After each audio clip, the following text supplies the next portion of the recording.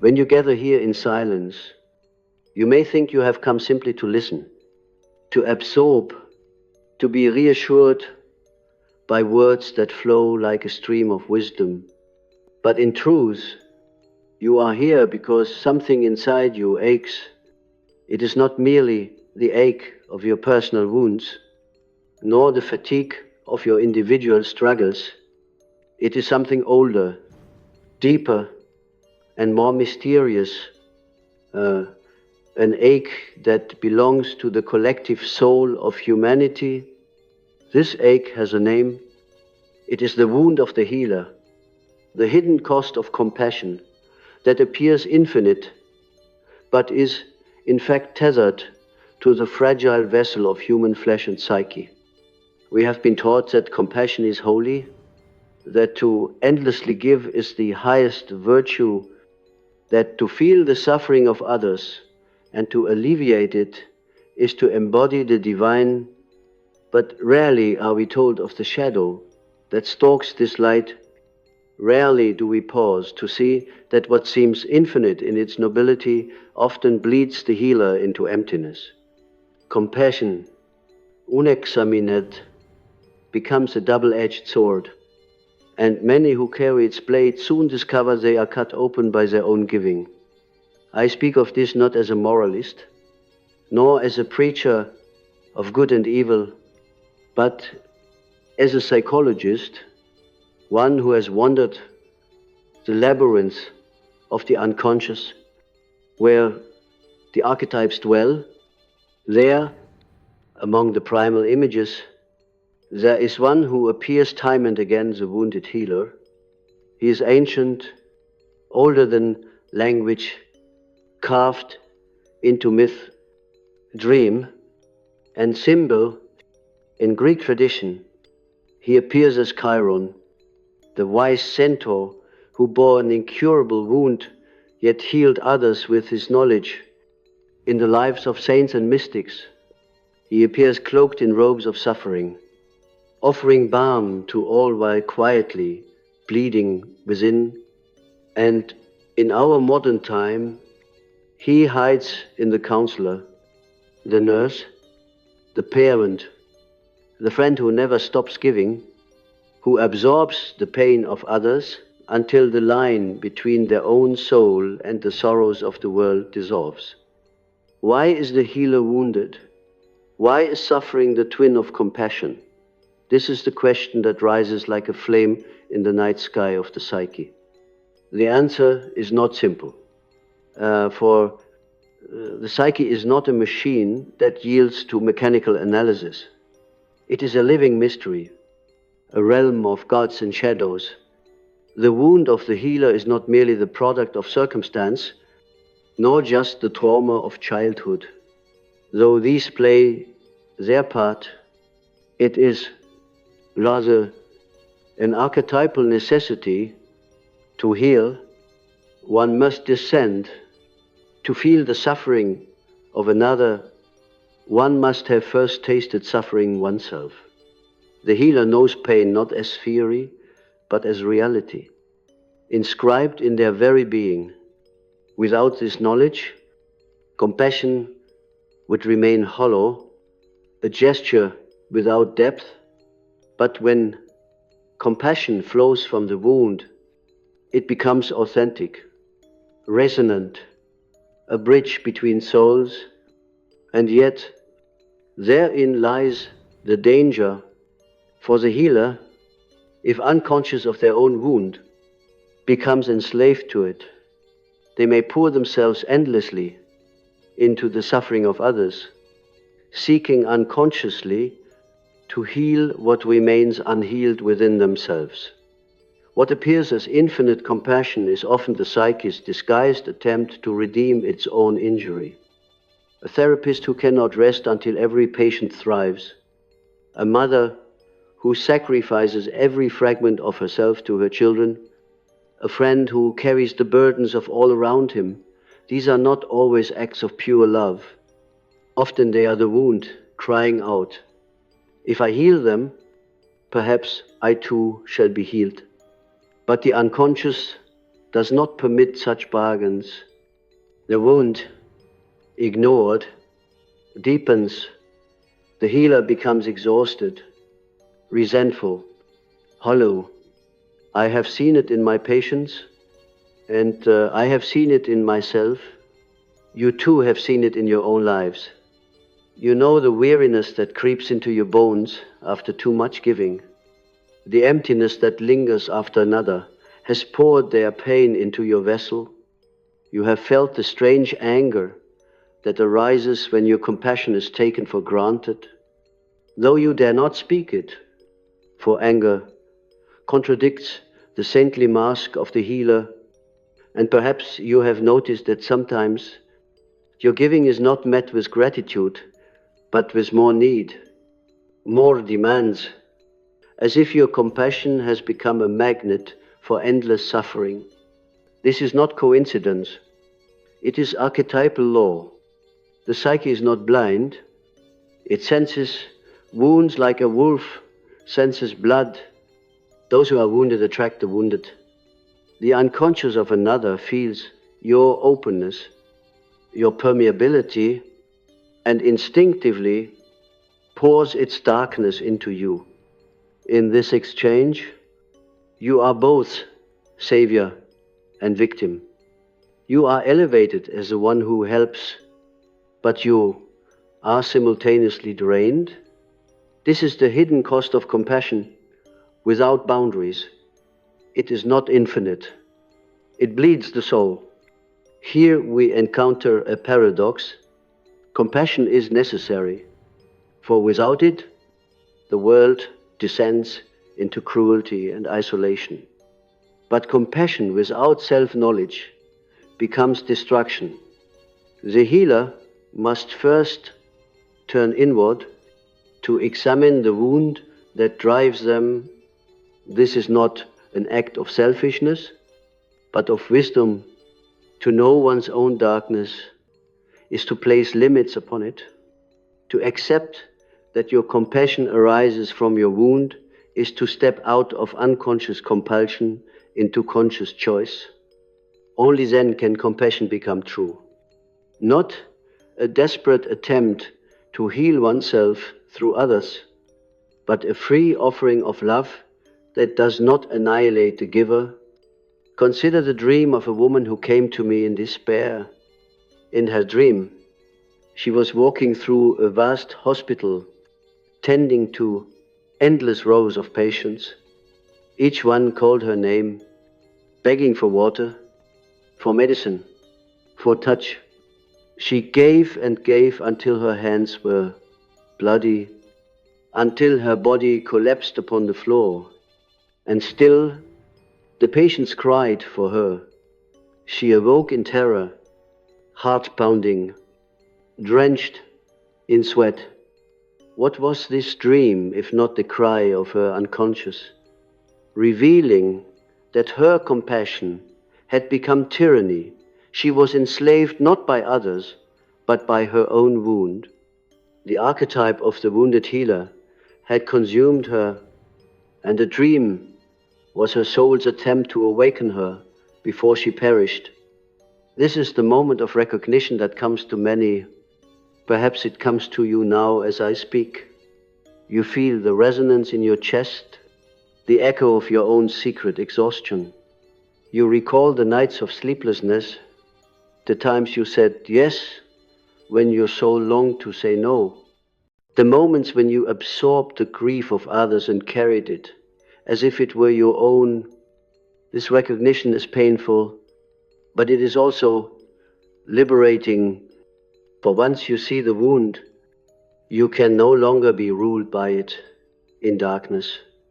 The path forward is not to abandon compassion, nor to retreat into coldness. The path is individuation to become whole by integrating shadow and light. You must learn the art of boundaries, not as walls of stone, but as living membranes that allow flow without dissolution. You must know when to give and when to withhold, when to listen and when to remain silent, when to carry another's burden and when to let them bear it themselves. This discernment is not cruelty. It is love rooted in wisdom. To achieve this, you must descend into your own wound, not to indulge it, not to drown in it, but to face it, to name it, to see the archetypal force that animates it. In dreams, you will find images of this wound, a bleeding animal, a broken vessel, a child abandoned, a shadow lurking. These are not random fantasies, but messages from your unconscious calling you to integration. If you flee these images, you remain trapped. If you turn towards them, you find the key. The wound, when faced, becomes a doorway to deeper healing. Let me tell you a story. There was once a man who dreamed he carried a lantern into a dark cave. Inside, he found a small child, sitting alone, weeping. The child's knee was cut, bleeding, yet no one came to comfort him. The man lifted the child and felt a rush of tenderness, but also of pain, for he realized this child was himself abandoned long ago. In that moment, he understood why he had always rushed to heal others. He was seeking the child he had left behind. The dream changed his life. He turned his compassion inward, tending to his own wound, and in time, his outer compassion became freer, lighter, no longer driven by unconscious compulsion, but by genuine love. Do you see the archetype of the wounded healer cannot be destroyed? It is eternal, but it can be transformed. When the healer recognizes their wound, they no longer serve it blindly. They become whole, and their compassion becomes medicine not only for others but for themselves. Yet, beware, the shadow of the healer is sly. It will whisper to you that to care for yourself is selfish, that to set boundaries is unkind, that to say no is betrayal. These are lies. They are the defense of the wound that seeks to remain hidden. True healing requires the courage to defy these lies, to claim your own wholeness, even when others demand your endless sacrifice. As you listen now, ask yourself, where does your compassion arise? Does it flow freely? Or does it bleed from a hidden wound? Do you give because you choose, or because you cannot stop yourself? Do you listen to the voice of your own soul, or only to the cries of others? These are not easy questions, but they are the questions upon which your very life depends. For if you do not answer them, you will continue to walk through the hospital of endless patience, giving until nothing remains. But if you dare to answer, if you dare to turn inward and face the archetype that dwells in your own depths, then you will emerge not as a hollowed out martyr, but as a true healer, one who gives from fullness, not emptiness, one who loves without self-destruction, one who embodies both compassion and wisdom. This is the hidden cost of infinite compassion. And this is the invitation to unmask the wounded healer within. The wounded healer, as I have spoken, is not a peripheral figure, but one of the central archetypes of the human condition. When I say archetype, I do not mean a metaphor or a poetic flourish. I mean a living pattern that inhabits the collective unconscious, an eternal image that we inherit. As surely as we inherit our physical form, it rises in myths across civilizations, because it belongs to the very architecture of the psyche It whispers in our dreams because it is part of the hidden blueprint that shapes our destiny. To unmask the wounded healer is not to strip away compassion, but to reveal the forces that move within it. If you imagine the healer as a bright figure standing before the sick, pouring light into them, then know also that behind this figure stands the shadow. The shadow is the reservoir of what the ego has rejected, the forgotten pain, the shameful memory, the unbearable weakness. The healer's shadow is often the secret wound. It is not erased by compassion, it is concealed by it. But the shadow is alive, and what is concealed does not die. It acts, it whispers, it manipulates. This is why, if the healer remains unconscious, their very compassion becomes contaminated. They do not merely wish to help the other, they also secretly wish to repair themselves. And when the other resists healing, when the patient does not improve, when the loved one does not change, the healer's unconscious despair grows. They may begin to feel rage, helplessness, or deep worthlessness. They may even sabotage their own health to maintain the illusion of infinite compassion. I recall a man who devoted his life to missionary work. Outwardly, he was celebrated as a saint, a figure of tireless devotion. Yet inwardly, he was tormented by depression. He came to me in a state of collapse, saying, "I have given everything to God and to the poor, yet I feel emptier than ever. Why do I feel as if I am dying?" In his dreams, he saw a figure bleeding in secret while dressing the wounds of others. That bleeding figure was himself. His self-sacrifice was not purely holy. It was an unconscious attempt to cleanse his own childhood wound of abandonment. He was not wrong to serve, but he was blind to the source of his fire. Without confronting the wound, his compassion had become his prison. We must see this clearly. Infinite compassion is not divine omnipotence. It is human overcompensation. It is the ego's fantasy of becoming like a god, endlessly pouring out, never running dry. But you are not infinite. You are finite, embodied, fragile. To pretend otherwise is hubris. And hubris brings downfall.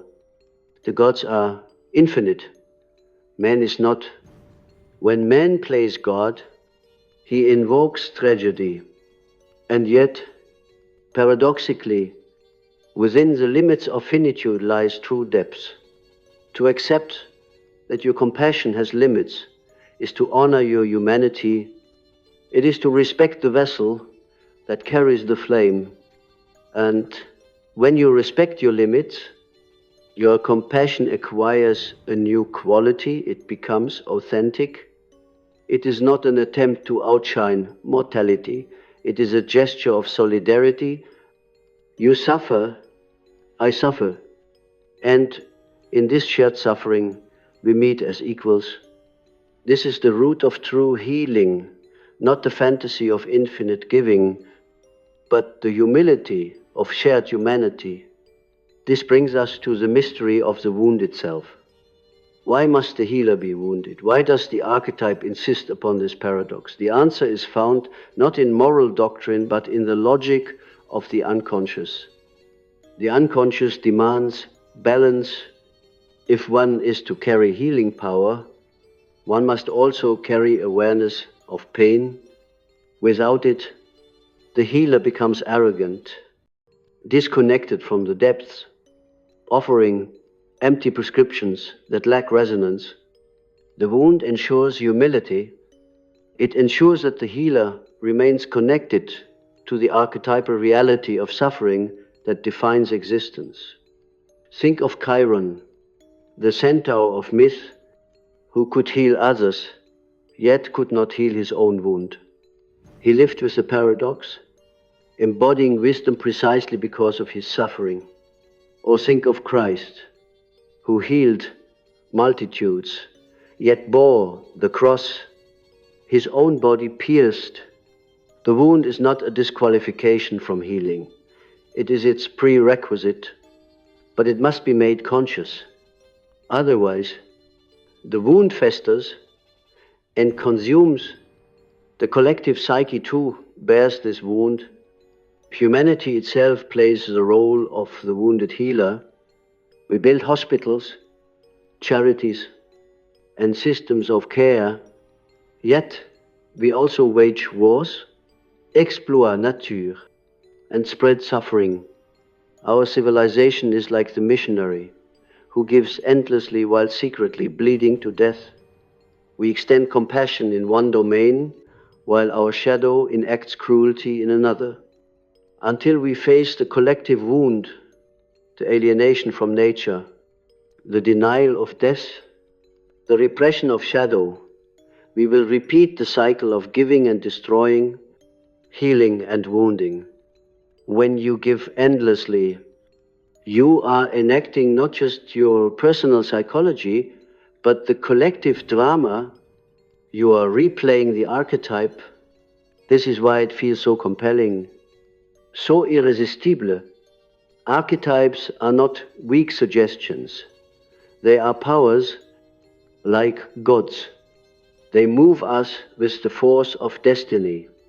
But the gift of consciousness is that you can engage with them, not as a puppet, but as a participant. You can speak to the archetype, honor it, and yet choose differently. Imagine standing before the image of the wounded healer in your own dream. What would you say to him? Would you weep with him? Would you rage against his wound? Would you kneel and tend it? This dialogue is not fantasy. It is active imagination, the language by which the unconscious speaks with the conscious mind. In such encounters, you begin to integrate the archetype. You no longer flee from the wound, nor are you enslaved by it. You recognize it as part of the great drama of the psyche. Let me share another dream. A woman dreamt she was a doctor in an endless war, tending to soldiers whose bodies were broken. She stitched wounds, set bones, poured herself into saving them. But then she saw a mirror on the battlefield. In it, she saw her own body, riddled with wounds. She realized she was both doctor and patient, healer and wounded. When she awoke, she wept, saying, "I see now that I must treat myself as I treat them." This was her moment of awakening, when compassion turned inward, balancing the outer with the inner. This is what I urge you to consider. Compassion is a circle, not a line. It flows outward and must return inward, or else it becomes distorted. If you only give outward, you collapse. If you only give inward, you become narcissistic. But when the circle is complete, when compassion flows to self and other alike, then healing becomes whole. This is individuation, the integration of opposites. You will notice that the unconscious often dramatizes this balance in dreams of water. Water is the symbol of life, of emotion, of compassion. Some dream of floods where water overwhelms, symbolizing compassion that has no boundaries. Others dream of droughts, symbolizing the barrenness of the soul when compassion has dried. But when the dream shows a clear spring, flowing steadily, contained by natural banks, it is the image of balanced compassion. The unconscious speaks in symbols because the soul knows truth better through image than abstraction. Perhaps even now, as I speak, you sense your own image rising from the depths, a river you have crossed in your life, a wound you still carry, a face that appears in memory. Do not dismiss these images. They are the language of your own unconscious, responding to this moment. The archetype is alive in you. And so we return to the hidden cost of infinite compassion. It is hidden because society does not speak of it. We praise the selfless giver, the tireless caregiver, the one who never stops. We build statues to them, write songs about them, canonize them as saints. But we rarely ask what became of their soul, what happened in the quiet of their nights. Did they know joy, or only exhaustion? Did they ever tend their own wound, or did they die beneath the weight of others' burdens? History is filled with martyrs. But the soul does not demand martyrdom. It demands wholeness. I tell you this not to strip you of your compassion, but to deepen it. Compassion rooted in wholeness is stronger than compassion rooted in self-denial. It does not burn out. It does not collapse into bitterness. It sustains. It flows. It heals without destroying the healer.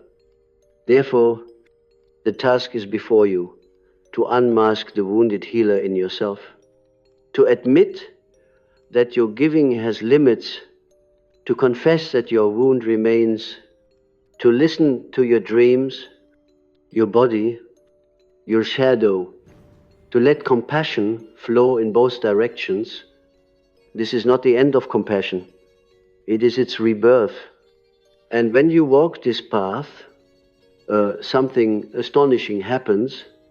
You discover that your wound itself becomes a source of wisdom, not because it disappears, but because it becomes integrated. You can speak from it without being ruled by it. You can accompany others in their suffering without drowning. You can stand as a true healer, not infinite, but authentic, not godlike, but profoundly human. This, my friends, is the deeper mystery of the archetype. The wound, once unmasked, becomes the doorway to healing. The archetype of the wounded healer cannot be confined to the individual alone, for it breathes through the entire collective soul of humanity. If you look carefully, you will see it manifesting in cultures, in nations, in religions, and in history itself. Civilization rises like a healer, building hospitals, schools, and philosophies of compassion, yet always bearing within itself the wound of its own contradictions. Empires proclaim justice while enslaving, preach mercy while conquering, offer salvation while inflicting pain. The archetype is not absent here.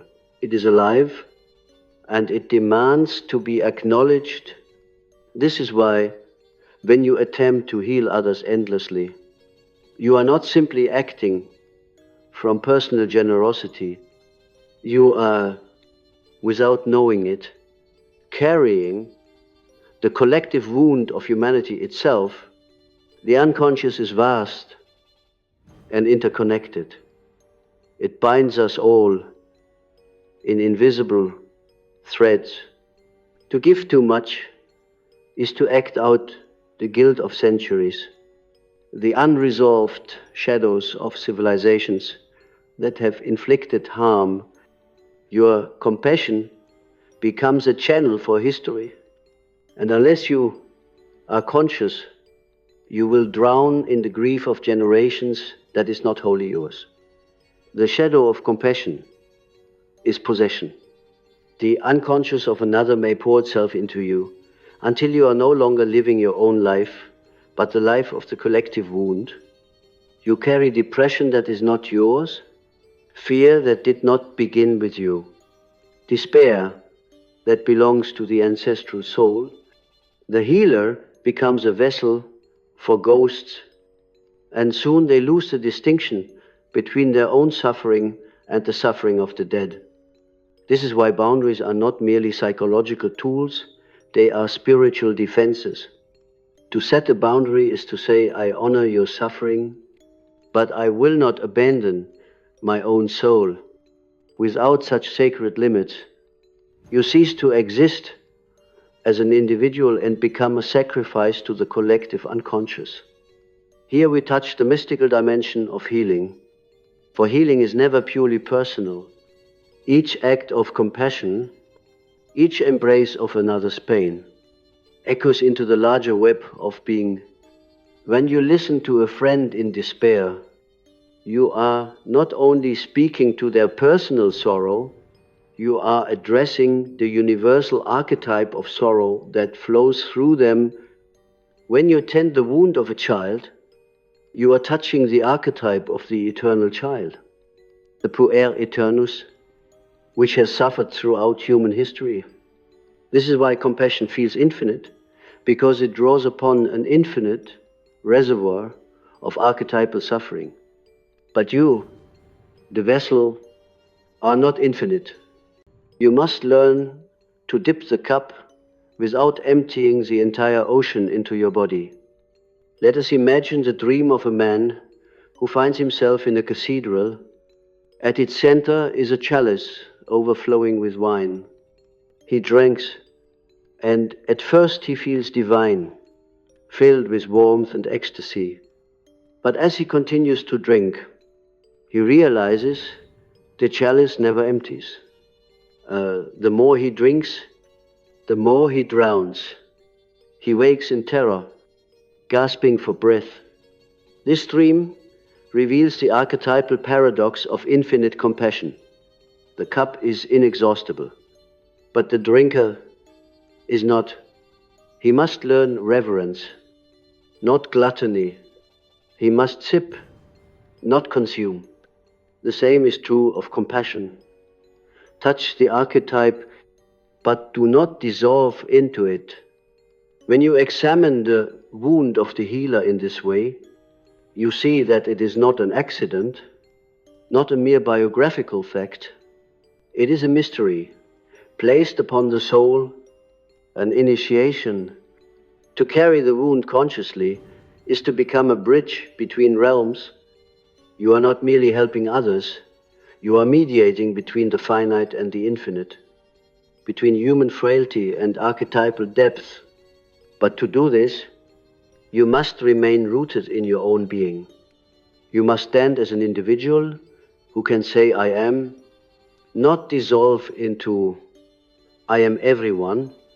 Individuation demande distinction. Consider the symbol of the cross upon which Christ was crucified. It is not only a symbol of suffering, but of intersection. The vertical axis represents the archetypal, the eternal, the divine. The horizontal axis represents the human, the temporal, the relational. At their intersection hangs the healer, wounded, suspended between heaven and earth. This is the image of the healer's destiny, to stand at the crossroads, to bridge realms, to suffer both the burden of mortality and the weight of archetypes. The danger is to be torn apart by this tension. The calling is to hold it consciously, to remain a vessel without shattering. This is why your wound can never be fully healed in the sense of disappearance. To wish for that is to wish away your destiny. The wound remains not as a curse, but as a reminder, a tether to humility, an anchor to depth. You may integrate it, you may transform your relationship to it, but it will not vanish. It is the mark of your vocation. You must learn to walk with it as a companion, not as an enemy. The healer who denies their wound becomes a false prophet, offering promises they cannot sustain. But the healer who accepts their wound speaks with authority, for they know the reality of suffering firsthand. This is also why the world resists boundaries. When you begin to say no, when you refuse to endlessly give, others may accuse you of cruelty. They will say, "You used to help me. Why do you stop now?" They will sense, perhaps unconsciously, that you are withdrawing from being their sacrifice. They may rage, manipulate, or guilt you, but remember, they are not merely individuals reacting, they are archetypal forces resisting transformation.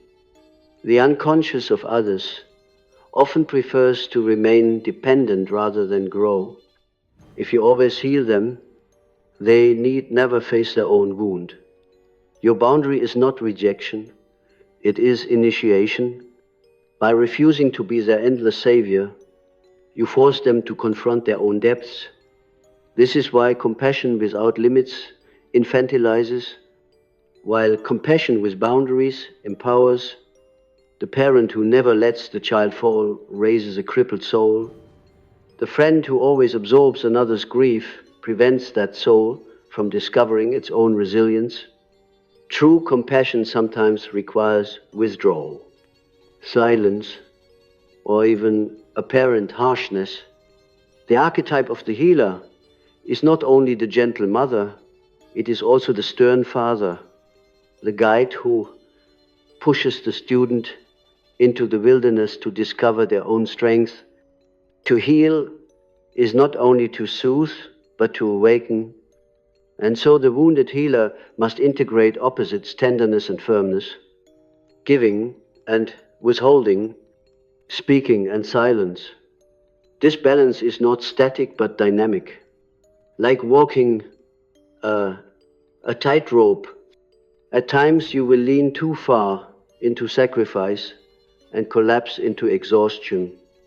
At other times, you will retreat too much and feel cold or disconnected. This oscillation is inevitable, for individuation is a process, not a finished state. The task is to remain conscious, to learn from each imbalance, to return again and again to the center. Let us meditate on another dream. A woman dreamt she carried a torch through a dark forest. At first she used the torch to light the path for others, and many followed her. But then she realized her own path was vanishing, the torch was burning down, and soon there would be no light left for her. In despair, she set the torch down. Yet when she did, the moon emerged from behind the clouds, illuminating the forest for all. She awoke in tears of relief. The dream revealed that her own ego's torch, her finite energy, was not the only source of light. By setting it down, she discovered the larger illumination of the self, the archetypal center that sustains life. This is the great secret. You are not the soul healer. The archetype of healing belongs to the self, to the greater wholeness that transcends the ego. When you surrender the fantasy of infinite compassion, you open yourself to the deeper current of life that flows through you. You become not the source but the channel. Then your compassion is no longer a bleeding wound but a living stream. Do you feel the shift? It is subtle but profound. The ego says, "I must heal everyone." The self says, "I am part of the healing of the whole." The ego bleeds to death. The self flows eternally. The task of the wounded healer is to make this shift, to unmask the ego's compulsion and align with the self's wisdom. This requires humility. It requires admitting that you cannot save everyone, that you will sometimes fail, that your compassion has edges, but it also grants freedom. You are no longer enslaved by the archetype. You become its conscious partner. You can say yes and no, give and withhold, listen and speak with clarity. Your wound remains, but it is no longer your tyrant. It becomes your teacher. And so I say to you now, look within. Where have you mistaken ego for self? Where have you clung to the fantasy of infinite compassion? Where have you sacrificed yourself upon the altar of others' expectations? Do not condemn yourself for this. It is part of the human journey. But do not remain blind either. The unconscious has brought you here to hear these words because it is time to awaken. The archetype is knocking. The wound is calling. The shadow is whispering. Will you turn away again, pretending to be infinite? Or will you unmask the healer within and walk the path of wholeness? The task of individuation is never simple, for it requires you to embrace paradox. The wounded healer archetype reveals this truth with painful clarity. You are both broken and whole, both finite and a participant in the infinite, both healer and one in need of healing. To live authentically is not to resolve these opposites into some final harmony, but to hold them together in tension, to live consciously in their presence without collapse. What does it mean? Then to unmask the wounded healer.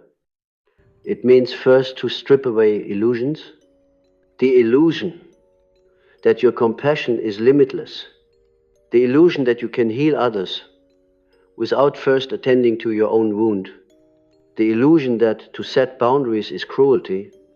These illusions must die, and their death feels like despair, for the ego resists surrender, yet only when they die does something deeper rise, the self, the archetypal center of wholeness. When you begin to live from the self rather than the ego, compassion is transfigured. It is no longer frantic, despaired, or compulsive. It becomes calm, radiant, and wise. It no longer says, I must save you, but instead, I will walk with you as far as truth allows. It no longer promises endless sacrifice, but instead offers presence, clarity, and authenticity. This is compassion as wisdom, born not of compulsion, but of choice. In this transformation, dreams often change. The healer who once dreamt of endless hospitals may dream instead of a garden, where plants grow, not by her frantic tending, but by the rhythms of sun and rain. The healer who once dreamt of bleeding hands may dream of a scar, healed, though still visible, marking the body, not as broken but as sanctified. Such dreams are not mere fantasies. They are signals of integration. They show that the wound has been made conscious, that the archetype has been embraced rather than denied. And what of the collective? If each of us takes this path, then humanity itself may begin to unmask its wounded healer. We may cease the cycle of martyrdom and exploitation. We may begin to balance compassion with wisdom on a societal level. A nation that endlessly sacrifices itself for others without tending its own soul becomes hollow, resentful, violent. But a nation that integrates its wounds, that admits its history of harm, and tends to its own shadow, can offer compassion without self-destruction. The same is true of religions, of cultures, of the human species itself. Do not misunderstand me. This path is not easy. To turn inward and face the wound is painful. To admit that your endless giving has been driven by unconscious compulsion feels humiliating. To set boundaries where once you gave freely may cost you relationships, recognition, even love. Yet, this is the price of authenticity, and what you gain is greater. Your soul, the image that comes to me, is of a tree that grows endlessly upward without deep roots, will topple in the storm, but a tree whose roots sink deep into the dark soil can rise high and spread wide. Your compassion is the branches and leaves reaching outward into the world. Your wound is the soil, dark and hidden, into which you must sink roots. If you ignore the soil, your compassion withers. If you embrace it, your compassion flourishes. There is also the alchemical symbol of the vessel. The vessel must contain the fire without breaking. You are the vessel. Your wound is the crack in the vessel. But paradoxically, the crack is what allows the light to shine through. If you deny the crack, you shatter. If you accept it, you become a lamp that illuminates others while still holding your form. This is the mystery of wholeness, not perfection without wounds, but integration with them. And so, as I bring this meditation to its close, I ask you again, where in your life do you bleed without knowing it? Where has your compassion turned against you? Consuming rather than sustaining. Where do you need to turn inward? To tend your own wound with the same care you offer others. Do not answer quickly. Let the question sink into your soul. Let it echo in your dreams. Let it draw forth the image you most need to see. Perhaps you will dream of a child, abandoned but waiting. Perhaps you will dream of a scar, long ignored. Perhaps you will dream of a river, overflowing its banks. These images are your guides. They are the unconscious speaking in the language of symbol, showing you where the archetype has taken hold. Do not dismiss them. Attend to them as sacred. And as you attend, remember the goal is not to erase the archetype, but to live it consciously. You will always be a wounded healer, for this is part of the human soul. But you need not be enslaved by it. You can walk with your wound as with a friend, not as with a tyrant. You can give compassion from fullness rather than emptiness. You can embody wisdom as well as love. This is the true unmasking, to see yourself as both healer and wounded, both giver and receiver, both finite and touched by the infinite. When you live this paradox consciously, you become whole, and in your wholeness, you offer the world not the frantic bleeding of martyrdom, but the steady radiance of a soul at peace.